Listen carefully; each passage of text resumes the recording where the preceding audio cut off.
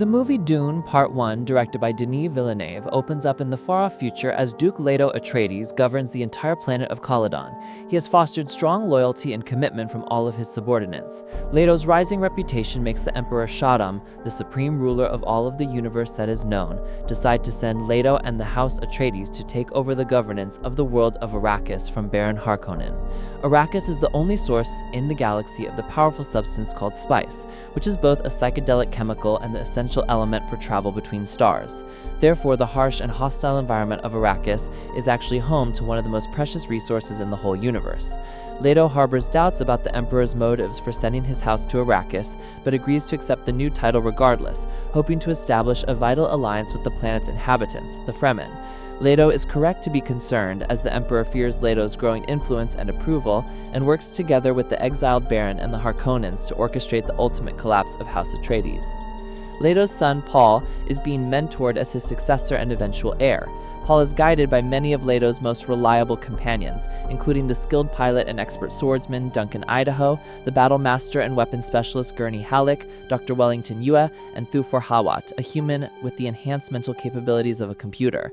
Leto's royal concubine and mother of Paul is the respective Lady Jessica, who is a devoted member of the Bene Gesserit. The Bene Gesserit are a powerful and secretive sisterhood possessing many incredible abilities, such as highly sharp observation skills, the capacity to detect lies, and the voice, which allows them total control over others. Jessica was destined to give birth to a daughter who would one day give birth to a son who would become the Kwisatz Haderach, a messiah-like individual with the rare gift of prescience that could guide the entire universe to a brighter future.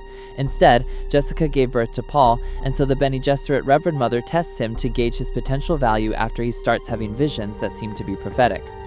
Once Paul successfully completes the dangerous test, the Reverend Mother privately visits Baron Harkonnen, requesting that he spare the lives of Paul and Lady Jessica during his forthcoming attack against the House Atreides.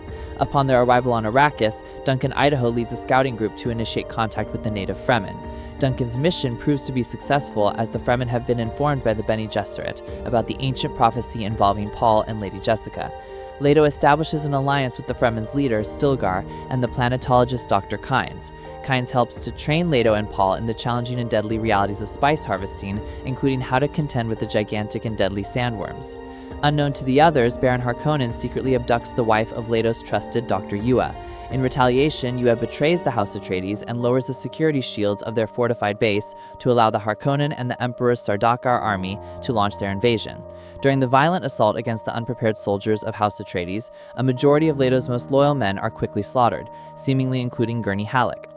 Still wanting vengeance against the Baron, Yue secretly gives Leto a powerful poison capsule to utilize against the treacherous Harkonnen.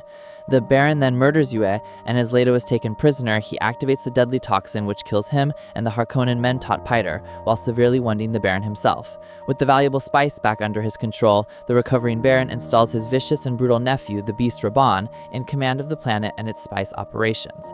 Paul and Jessica are quickly captured by the Harkonnens, but while they are being transported across the vast desert, Jessica cleverly uses the voice to overwhelm and then eliminate their captors. As Paul and Jessica journey across the dangerous desert in search of refuge, the immense amount of surrounding spice causes Paul to experience powerful premonitions of a terrifying holy war that will be fought throughout the entire universe.